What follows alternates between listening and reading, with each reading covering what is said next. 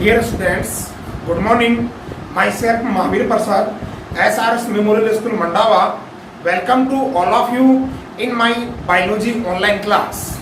Students, आज की class में हम डिस्कस करेंगे परागण के बारे में, पोलिनेशन के बारे में।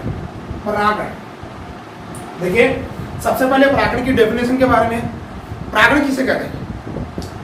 देखिए, किसी पादप के पुष्प के परागकण, किसी पादप के एक पुष्प के परागकण, एक पुष्प के परागकण किसी दूसरे पुष्प की वर्तिकाग्र पर स्थानांतरित होते हैं। ठीक है, एक पुष्प के परागकण दूसरे पुष्प की वर्तिकाग्र पर स्थानांतरित होते हैं। ठीक है, तो एक पुष्प के परागकणों का दूसरे पुष्प की वर्तिकाग्र पर स्थानांतरित होने की प्रक्रिया को परागण कहते हैं। ठीक है, यानी किसी पुष्प के परागकणों का, ठीक है, दूसरे पुष्प के वर्तिकाग्र पर स्थानांतरित होना क्या कहलाता है? परागण कहलाता है। ठीक है स्टूडेंट्स, अब परागण बनते क्या है इसके बारे में हम स्टडी कर चुके हैं। ठीक है, कोई भी एक फ्लावर है, ठीक है, अब उस फ्लावर के अंदर अपन देखते हैं कोई गुड्डली फ्लावर है और उसके अंदर है पुंकेसर होते हैं, उमंग जायांग होती है। ठीक है, जायांग, उमंग और कोरोला और कैलिक्स होता है। ठीक है स्टूडेंट्स, कोरोला और कैलिक्स होता है। ठीक है, अब मान लीजिए ये कोई पुष्प है। ठीक है, अब इस पुष्प के पुंकेसर के शीर्ष भाग पे परागकोश होते हैं। ठीक है, और परागकोश के अंदर बनते हैं परागकण। परागकोश के अंदर क्या बनते हैं? परागकण। अब इस पुष्प के परागकण, ठीक है, इस पुष्प के परागकण किसी दूसरे पुष्प की वर्तिकाग्र पर स्थानांतरित होता है। ठीक है, दूसरे पुष्प की वर्तिकाग्र पर स्थानांतरित होते हैं। तो स्थानांतरित होने की, परागकणों के स्थानांतरित होने की इस प्रक्रिया को क्या कहेंगे? अपन परागण कहेंगे। ठीक है, ये इसके मान लीजिए कैसा है। ठीक है,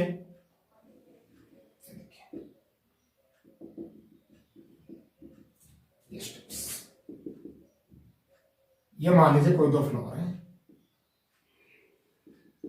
ठीक है,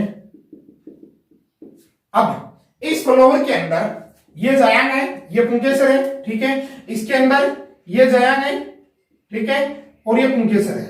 अब इस पुंकेसर के परागकोश के अंदर परागकणों का निर्माण होता है। ठीक है, अब ये परागकण परागकोश के परिपक्व होने के बाद परागकोश से बाहर निकलते हैं। ठीक है, परागकोश से बाहर निकलने के बाद ये परागकण किसी दूसरे पुष्प की वर्तिकाग्र पर स्थानांतरित होते हैं। ठीक है, किसके लिए? निषेचन के लिए, क्योंकि आगे निषेचन करना है। ठीक है ना, अब स्थानांतरित होंगे। देखो, इस पुष्प के इस परागकोश से परागकण निकल करके इस पुष्प की इस वर्तिकाग्र के ऊपर, ये क्या है? वर्तिकाग्र है। ठीक है, अब इस पुष्प की वर्तिकाग्र पर स्थानांतरित होते हैं परागकण। ठीक है, तो परागकणों का स्थानांतरण, परागकणों का स्थानांतरण ही क्या कहलाता है? परागण कहलाता है। स्थानांतरण होता है किसका? परागकणों का।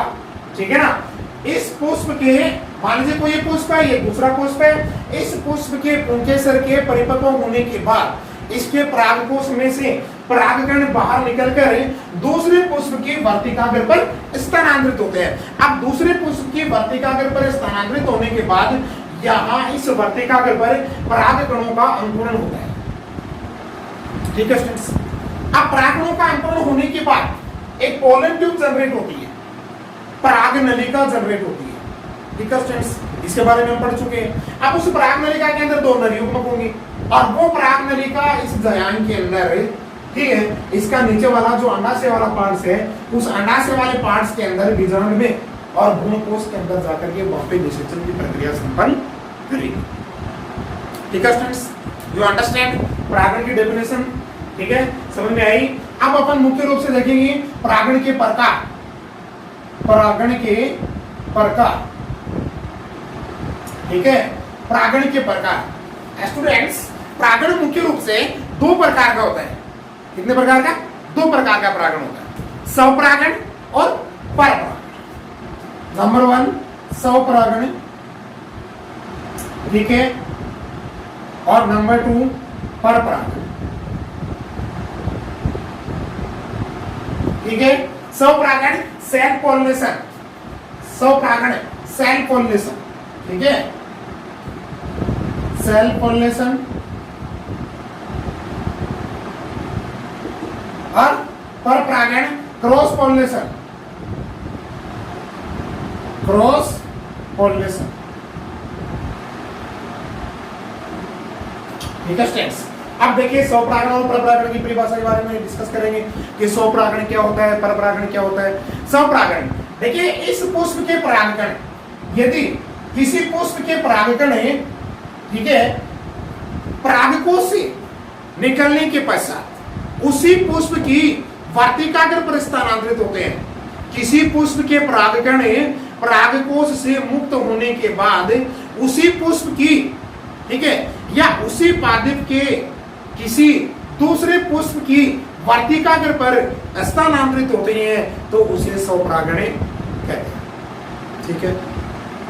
परपरागण की बात करें, यदि किसी पुष्प के परागकण उसी जाति के किसी अन्य पादप के पुष्प की, ठीक है, उसी जाति के किसी अन्य पादप के पुष्प के वर्तिकाग्र पर स्थानांतरित होते हैं तो उसे परपरागण कहते हैं, ठीक है स्टूडेंट्स। देखिए इस पुष्प के परागकण यदि इसी की वर्तिकाग्र पर गिर रहे हैं, ठीक है, इस पुष्प के परागकण यदि इसी पुष्प की वर्तिकाग्र पर गिर जाएंगे तो उसे कहेंगे स्वपरागण, ठीक है स्टूडेंट्स। अब इसी पुष्प की प्रजाति का कोई दूसरा पुष्प किसी दूसरे पादप पे लगा हुआ है, इसी फ्लावर की जाति का कोई दूसरा पुष्प किसी दूसरे अन्य पादप के ऊपर लगा हुआ है और उसके ऊपर इसके परागकण स्थानांतरित होते हैं तो उसे कहते हैं परपरागण, ठीक है स्टूडेंट्स। स्वपरागण एक ही फ्लावर के अंदर, ठीक है, या दो भिन्न भिन्न फ्लावर के अंदर, लेकिन वो दोनों फ्लावर क्या होने चाहिए? एक ही प्लांट पे होनी चाहिए। जबकि परपरागण दो अलग अलग प्लांट के बीच में, दो फ्लावर हैं और दोनों फ्लावर दो अलग अलग प्लांट पे लगे हुए हैं और उनके बीच में परागकणों का स्थानांतरण हो रहा है, ठीक है। एक फ्लावर के परागकण, ठीक है, उसी प्रजाति के किसी अन्य पादप के पुष्प की वर्तिकाग्र पर स्थानांतरित होते हैं, ठीक है, तो उस प्रक्रिया को परपरागण कहते हैं, ठीक है स्टूडेंट्स। अब स्वपरागण के प्रकार देखिए, स्वपरागण के प्रकार कितने होते हैं स्टूडेंट्स? स्वपरागण मुख्य रूप से दो प्रकार का होता है। स्वपरागण के दो प्रकार होते हैं, देखिए एक होता है स्वयुग्मन, स्वयुग्मन, और एक होता है सहजातीय पुष्पी परागण, सहजातीय पुष्पी परागण, सहजातीय पुष्पी परागण, स्वयुग्मन और सहजातीय पुष्पी परागण, ठीक है। स्वपरागण दो प्रकार का, स्वयुग्मन और सहजातीय पुष्पी परागण। स्वयुग्मन किसे कहते हैं? देखिए स्टूडेंट्स, स्वयुग्मन यदि किसी पुष्प के परागकण है, किसी पुष्प के परागकण उसी पुष्प की वर्तिकाग्र पर स्थानांतरित होते हैं तो उसे स्वयुग्मन कहते हैं, ठीक है। और सहजातीय पुष्प के परागकण, यदि किसी पुष्प के परागकण, ठीक है, उसी पादप के किसी अन्य पुष्प की वर्तिकाग्र पर स्थानांतरित होते हैं, यदि किसी पुष्प के परागकण उसी पादप के किसी अन्य पुष्प की वर्तिकाग्र पर स्थानांतरित होते हैं तो उसे कहते हैं सहजातीय पुष्पी परागण, ठीक है स्टूडेंट्स। एक बार दोबारा बोल रहा हूं, देखिए स्वयुग्मन, स्वयुग्मन क्या होगा कि मान लीजिए ये फ्लावर है, ठीक है। अब यदि इस फ्लावर के परागकण परागकोश से मुक्त होने के बाद इसी फ्लावर की वर्तिकाग्र पर स्थानांतरित होते हैं, ठीक है, तो उसे क्या कहेंगे?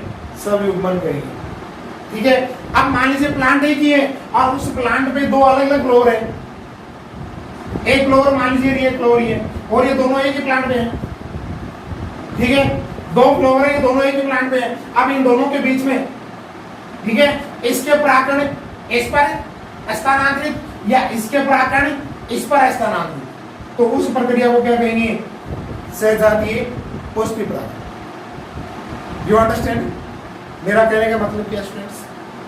ये एक पुष्प के परागण है, उसी पादप के किसी दूसरे पुष्प के वर्तिकाग्र पर स्थानांतरित होना सहजातीय पुष्पी परागण कहलाता है। ठीक है स्टूडेंट्स, अब देखिए परागण की प्रक्रिया को संपन्न करने के लिए स्टूडेंट्स फ्लावर्स के अंदर, प्लांट्स के अंदर कुछ विशेष प्रकार के अनुकूलन होते हैं। कुछ अनुकूलन होते हैं, ठीक है, उन अनुकूलन के बारे में अपन पढ़ेंगे कि परागण को संपन्न करने के लिए कौन कौन से विशेष प्रकार के पादपों में और फ्लावर्स के अंदर अनुकूलन पाए जाते हैं, कौन कौन सी युक्तियां, कौन कौन से अनुकूलन होते हैं। देखिए सबसे पहले अपन पढ़ेंगे, इसके बाद स्वपरागण के लिए आवश्यक अनुकूलन, स्वपरागण के लिए आवश्यक अनुकूलन।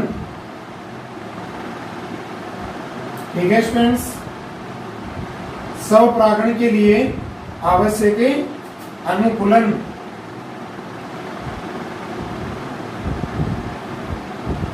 देखिए स्वपरागण के लिए फ्लावर्स में किस किस प्रकार के अनुकूलन होने चाहिए।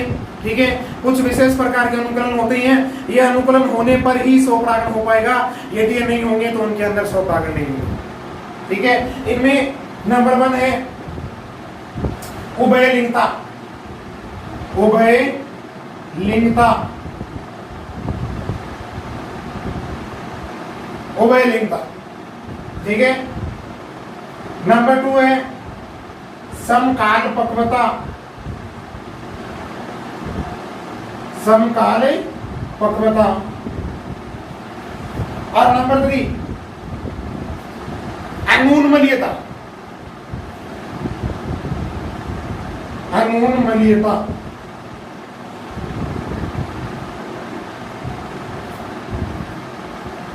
ठीक है, ये 3 प्रकार के अनुकूलन होते हैं मुख्य रूप से पादपों में। स्वपरागण के लिए विशेष प्रकार की, देखिए ये अनुकूलन होंगे तो वहां पर ही स्वपरागण की कंडीशन लागू होगी। यदि ये अनुकूलित है फ्लावर्स के अंदर, ठीक है, तब स्वपरागण की कंडीशन लागू होगी, अन्यथा स्वपरागण की कंडीशन लागू नहीं होगी। सपोज दैट देखिए उभयलिंगता, उभयलिंगी, इसका मतलब यदि फ्लावर बाइसेक्सुअल है, फ्लावर बाइसेक्सुअल मतलब फ्लावर के अंदर दोनों जन्नांग उपस्थित है, नर जन्नांग और मादा जन्नांग। फ्लावर में नर जन्नांग और मादा जन्नांग उपस्थित है तो उसमें स्वपरागण की संभावना सर्वाधिक होगी। यदि फ्लावर यूनिसेक्सुअलिटी है, यूनिसेक्सुअल है फ्लावर, यूनिसेक्सुअल मीन्स यदि फ्लावर में या तो एक मादा जन्नांग है या एक नर जन्नांग है तो वहां पे स्वपरागण की पॉसिबिलिटी नहीं, बिल्कुल भी। ठीक है, यूनिसेक्सुअल फ्लावर के अंदर कभी भी स्वपरागण नहीं होगा। मान लीजिए फ्लावर है, ठीक है, अब इसमें पुंकेसर है, जायांग नहीं है। अब पुंकेसर है, जायांग नहीं है, तो पुंकेसर के परागकोश से जो परागकण मुक्त होंगे तो उनको स्थानांतरित होने के लिए वर्तिकाग्र चाहिए। जायांग है ही नहीं तो वर्तिकाग्र कहां से, तो क्या करेंगे? फिर उनको दूसरे फ्लावर में जाना पड़ेगा, दूसरे फ्लावर में जाना पड़ेगा। ठीक है स्टूडेंट्स, तब क्या होगा कि फ्लावर का उभयलिंगी होना आवश्यक है। उभयलिंगी फ्लावर में ही स्वपरागण की संभावना सर्वाधिक होगी। एग्जाम्पल मटर है, ब्रेसिका कैम्पेस्ट्रिस है, ठीक है, पाइसम सटाइवम, ब्रेसिका कैम्पेस्ट्रिस, ठीक है, इनमें स्वपरागण की संभावना सर्वाधिक है क्योंकि उभयलिंगी होते हैं फ्लावर। जिन फ्लावर्स में नर जन्नांग और मादा जन्नांग दोनों उपस्थित हैं तो वहां स्वपरागण की संभावना क्या होती है? अधिक होती है, जबकि परपरागण की संभावना न के बराबर रहेगी। ठीक है स्टूडेंट्स, नंबर 2 समकाल पक्वता। देखिए समकाल पक्वता, इट मीन्स सम मीन्स सम्मान, काल में समय पक्वता मीन्स परिपक्व है। यदि पुंकेसर और जायांग दोनों समान समय पर परिपक्व हो रहे हो, पुंकेसर और जायांग दोनों समान समयों पर परिपक्व हो रहे हो, तो वहां स्वपरागण की संभावना सर्वाधिक अधिक। ठीक है, यदि दोनों भिन्न भिन्न समय पर परिपक्व होंगे, भिन्न भिन्न समय पर मैच्योर होंगे, तो वहां पे स्वपरागण की संभावना नहीं। ठीक है स्टूडेंट्स, समकालपक्वता मतलब समान समय पर परिपक्व होने जरूरी है। पुंकेसर और जायांग, पुंकेसर और जायांग ये दोनों समान समय पर परिपक्व होने क्या है, जरूरी है। समान समय पर दोनों सेम टाइम पे मैच्योर होंगे, तब ही उनमें स्वपरागण की संभावना होगी, अन्यथा स्वपरागण की संभावना नहीं।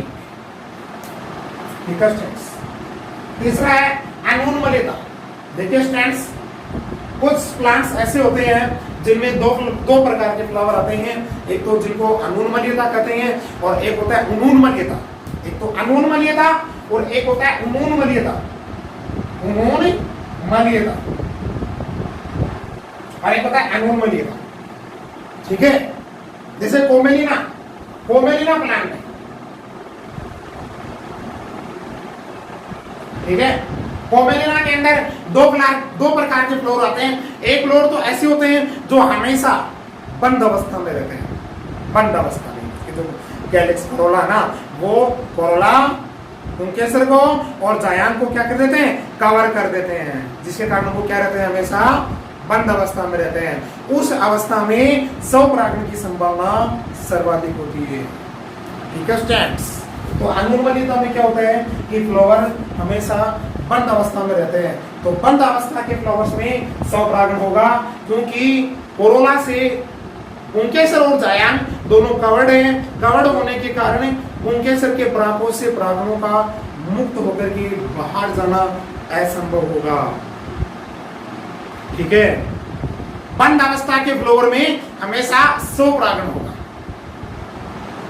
ठीक है स्टूडेंट्स, और उन्मूलता कि वो हमेशा ओपन स्टेज में रहते हैं, खुली अवस्था में, तो इनमें परपरागण की संभावना सर्वाधिक होगी और इनमें स्वपरागण की संभावना सर्वाधिक होगी। ठीक है, ये हमेशा खुली अवस्था में रहेंगी, खुली अवस्था में रहेंगी तो परागकोश के मैच्योर होने के बाद परागकण मुक्त होकर के और किसी दूसरे पादप के फ्लावर के ऊपर स्थानांतरित हो सकते हैं। ठीक है स्टूडेंट्स, इसलिए इनमें परपरागण की संभावना और अनुन्मलिता में स्वपरागण की संभावना सर्वाधिक। ठीक है, यू अंडरस्टैंड। तो ये थी स्वपरागण के लिए आवश्यक अनुकूलन। तो स्वपरागण के लिए आवश्यक अनुकूलन 3 प्रकार के हुए। ठीक है, नंबर 1 उभयलिंगता, नंबर 2 समकालपक्वता, नंबर 3 अनुन्मलिता।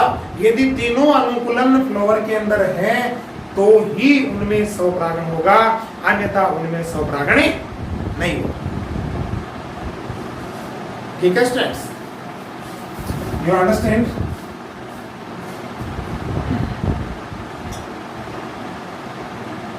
अब सेकंड अपन पढ़ेंगे। देखिए, परपरागण के लिए आवश्यक अनुकूलन, परपरागण के लिए आवश्यक अनुकूलन, परपरागण के लिए आवश्यक अनुकूलन। ठीक है, तो परपरागण के लिए कैसे अनुकूलन होते हैं, देखिए परपरागण के लिए आवश्यक अनुकूलन नंबर 1 सबबंधिता, सबबंधिता।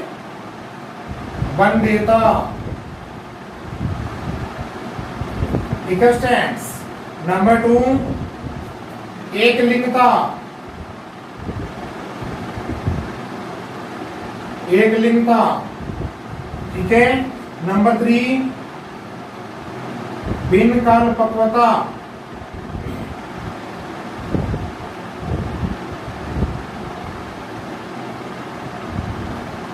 भिन्न काल पक्वता।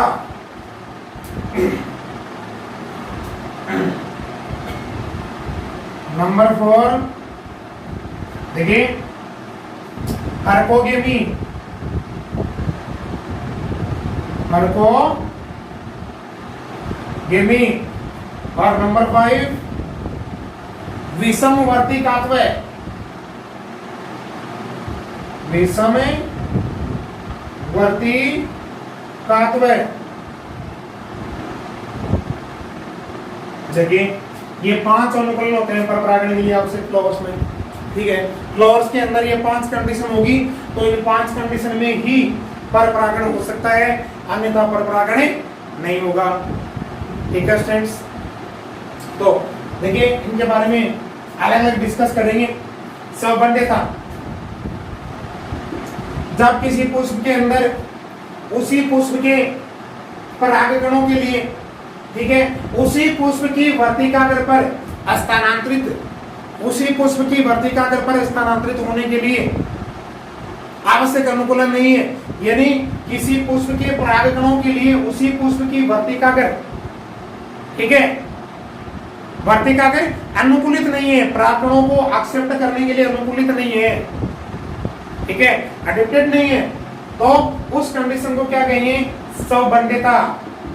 यदि किसी पुष्प के परागकणों के लिए उसकी वर्तिकाग्र, किसी पुष्प के परागकणों के लिए उसकी वर्तिकाग्र, ठीक है, अनुकूलित नहीं है, एक्सेप्ट करने के लिए, परागकणों को एक्सेप्ट करने के लिए अनुकूलित नहीं है, तो उस कंडीशन को, उस दशा को संबंधिता कहेंगे, ठीक है।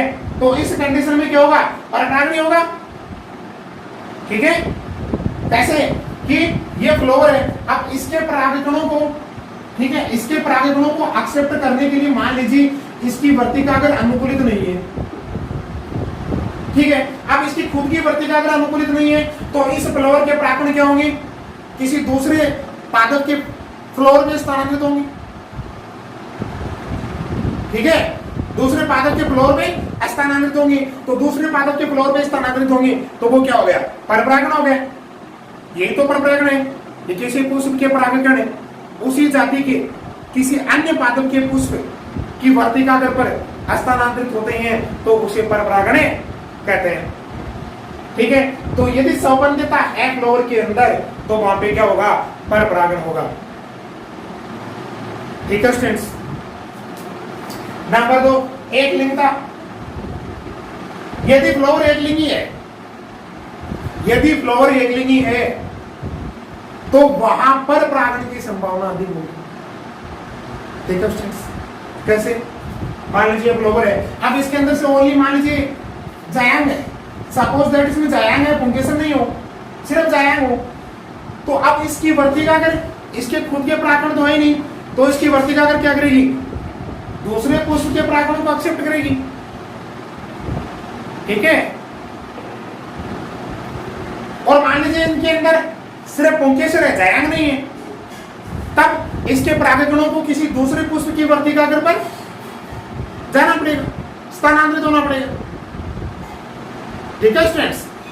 इसका मतलब यदि फ्लावर एकलिंगी है,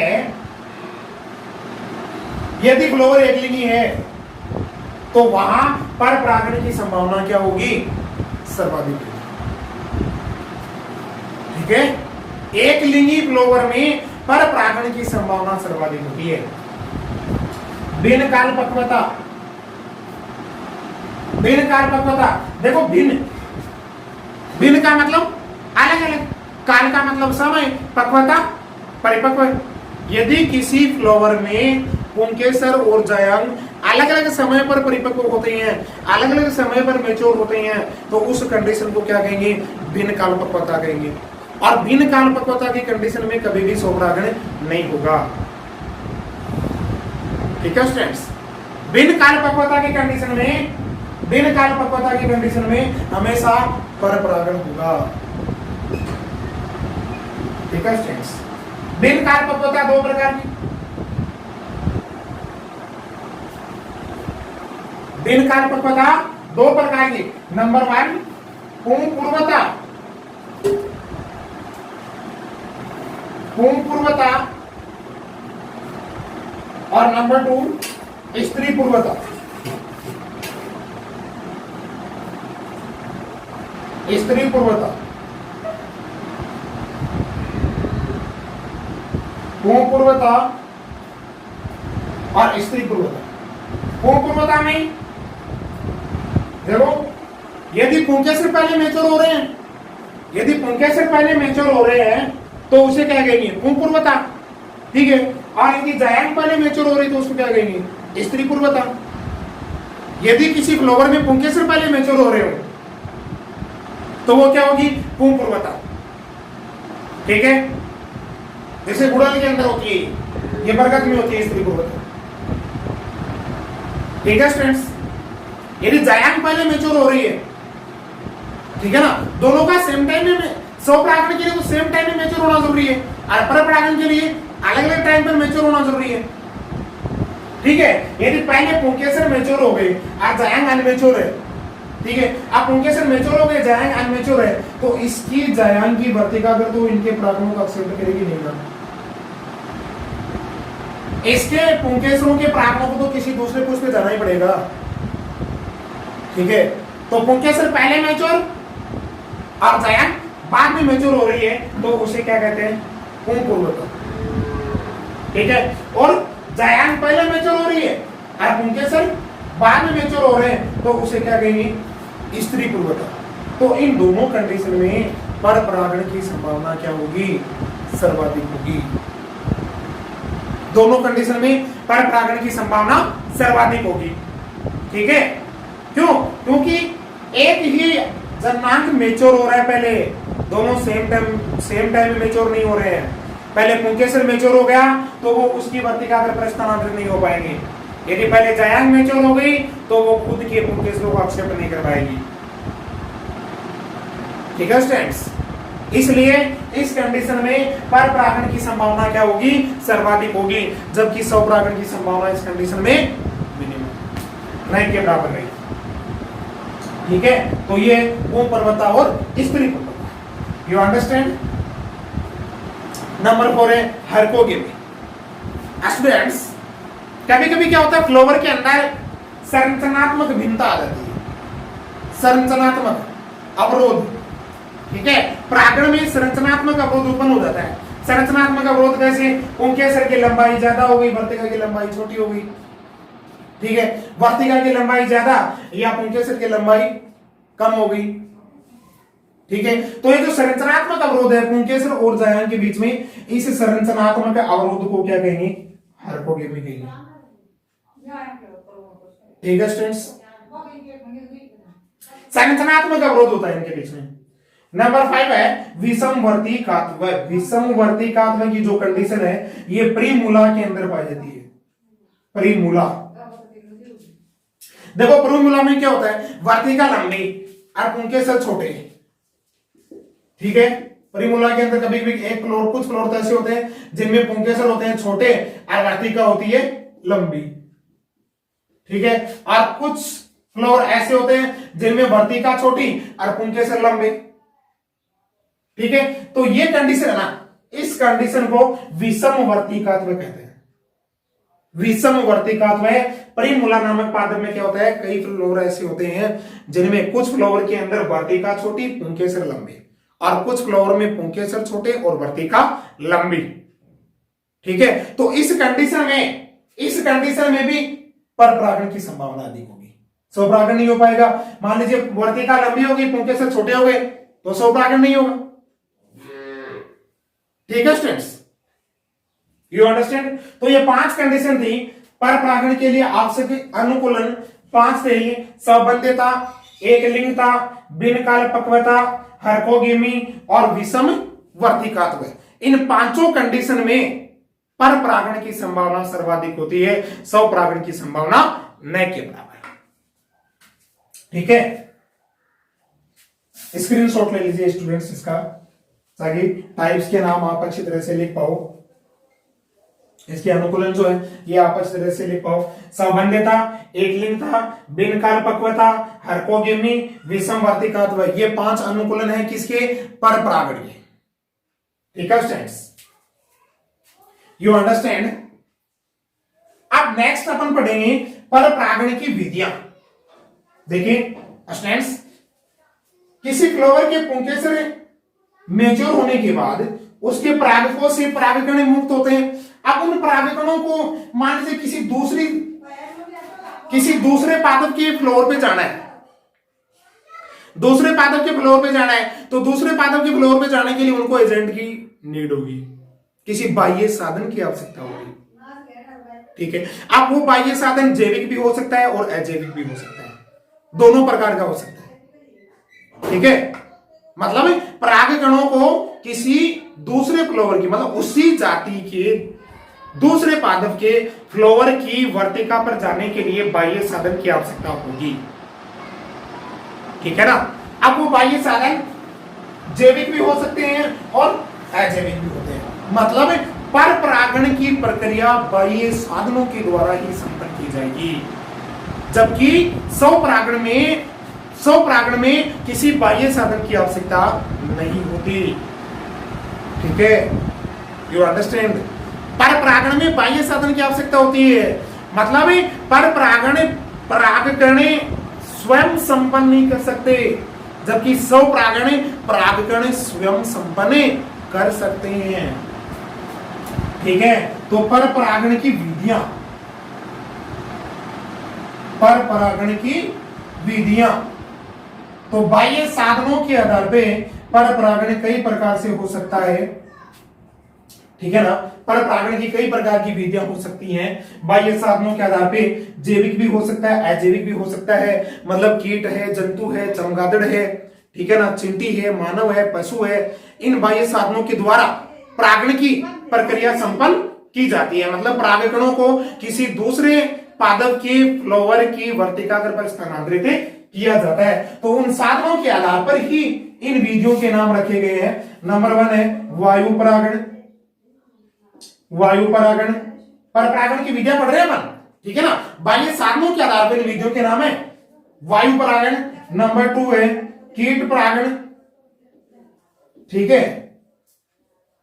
नंबर 3 है जल परागण,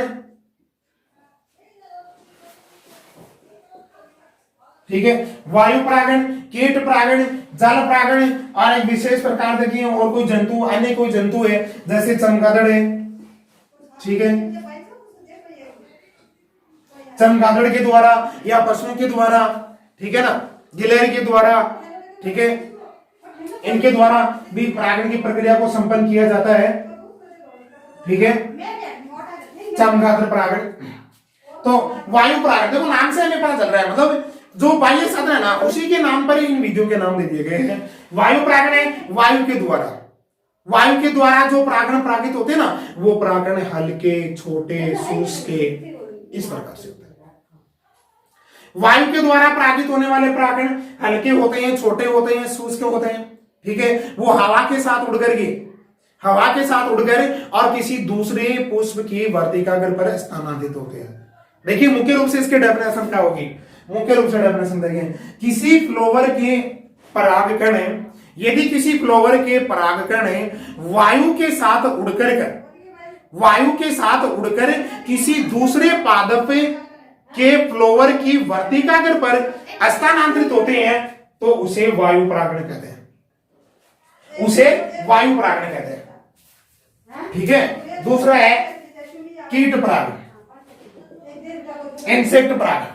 देखिए कीट परागण, कीट के द्वारा यदि किसी फ्लोवर के परागकण पोलन ग्रेन कीटों के द्वारा, इंसेक्ट्स के द्वारा किसी दूसरे फ्लोवर की वर्तिकाग्र पर स्थानांतरित होते हैं तो उसे कीट परागण कहते हैं, ठीक है। स्टूडेंट्स नंबर 3 है जल परागण, जल के द्वारा, ठीक है, जलीय माध्यम में, ये जलीय पादपों के अंदर होता है, ठीक है। जलीय माध्यम में, जलीय पादपों में जल के साथ होकर के यदि परागकण जल के साथ होकर के एक स्थान से दूसरे स्थान पर स्थानांतरित होते हैं, स्थानांतरित होकर के एक पादप से दूसरे पादप की वर्तिकाग्र पर पहुंचते हैं, एक पादप के फ्लोवर से दूसरे पादप के फ्लोवर पर पहुंचते हैं, स्थानांतरित होकर के किसके द्वारा, जल के द्वारा स्थानांतरित होकर के, ठीक है, तो उसे कहते हैं जल परागण, ठीक है स्टूडेंट्स। नंबर 4 है चमगादड़, या अन्य कोई पशु है, मानव है, ठीक है, इनके द्वारा भी परागण की प्रक्रिया को संपन्न किया जाता है, ठीक है स्टूडेंट्स। तो ये मुख्य रूप से विधियों के नाम है, 4 नाम है इनके, ठीक है, नोट कर लीजिएगा। वायु परागण, कीट परागण, जल परागण और चमगादड़। ये अन्य कोई पशु, ठीक है, ये थी पर परागण की विधियां। मतलब पर परागण के लिए बाह्य साधन के रूप में अन्य कोई जंतु, अन्य कोई कीट या अजैविक साधन वायु जल इनकी जरूरत पड़ती है, इनकी आवश्यकता होती है। बिना एजेंट के या बिना बाह्य साधन के पर परागण की प्रक्रिया कभी भी संपन्न नहीं होगी, ठीक है। स्वतः ही परागकण स्वतः ही स्थानांतरित तो स्वपरागण में होते हैं, मतलब स्वपरागण में तो स्वतः ही स्थानांतरित हो जाते हैं। स्वपरागण में बाह्य साधनों की आवश्यकता नहीं पड़ती, पर परागण में बाह्य साधनों की आवश्यकता होती है। पर परागण में बाह्य साधनों की आवश्यकता होती है, ठीक है स्टूडेंट्स। तो ये था परागण के बारे में। Students, you understand? Thank you for watching my video students. Like, share and subscribe to my channel. Thank you. Okay.